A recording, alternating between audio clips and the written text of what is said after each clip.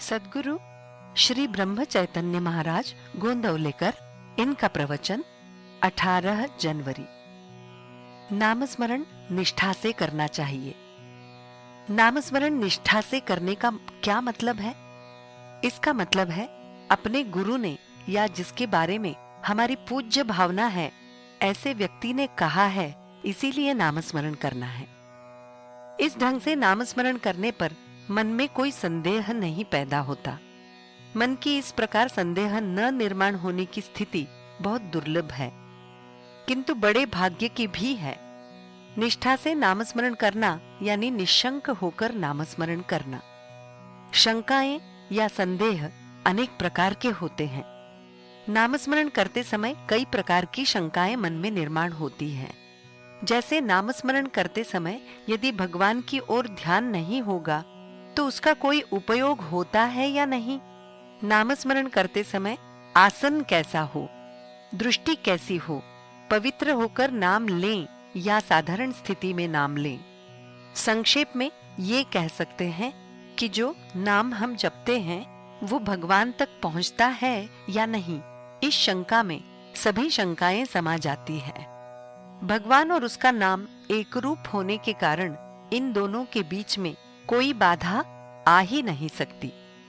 यदि हम किसी व्यक्ति के पीछे पीछे चल रहे हों और अचानक हमारे मुंह से उस व्यक्ति का नाम बोला गया तो झट से वो व्यक्ति पीछे मुड़कर देखता है। यदि मामूली आदमी की ये स्थिति है तो भगवान का नाम उसके कानों तक नहीं पहुंचता, ये कैसे हो सकता है? यदि सच कहा जाए कि भगवान की कृपा से हमारे मुंह में उसका नाम आता है, उसी की कृपा से हम उसका नाम स्मरण करते हैं, ऐसी स्थिति में भगवान तक नाम पहुंचता है या नहीं, ये शंका बचेगी ही नहीं। मान लो कि दो व्यक्ति भोजन कर रहे हैं।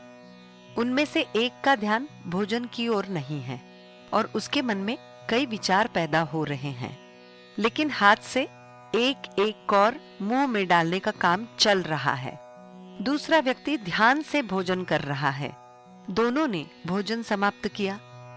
कहिए, इनमें से भूखा कौन रहा? दोनों का पेट तो भर ही गया। तात्पर्य कि ये कैसे हो सकता है कि नामस्मरण करने पर उसका उपयोग नहीं हुआ।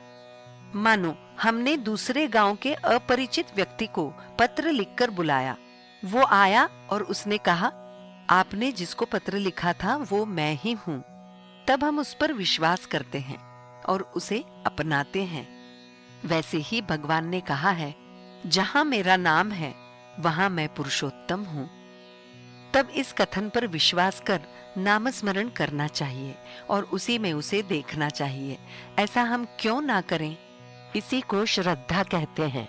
जिस पिता के कारण हमारा जन्म हुआ है, उसी का नाम हम अपने नाम के बाद जोड़ कर लगाते हैं। वैसे ही भगवान के बारे में करना चाहिए। उसी का नामस्मरण करते करते जीवन यापन करना चाहिए। मतलब मेरा आधार रक्षक वही एक है, उसके सिवाय जीवन में मेरा कुछ भी नहीं है, वही मेरा सर्वस्व है। इसी भावना से जीना चाहिए। इस भावना से जो जीता है उसकी महत्ता और श्रेष्ठता भगवान से भी अधिक हो जाती है। नाम स्मरण से भगवत प्राप्ति होती है, ये विश्वास होना चाहिए। जानकी जीवन स्मरण जय जय राम।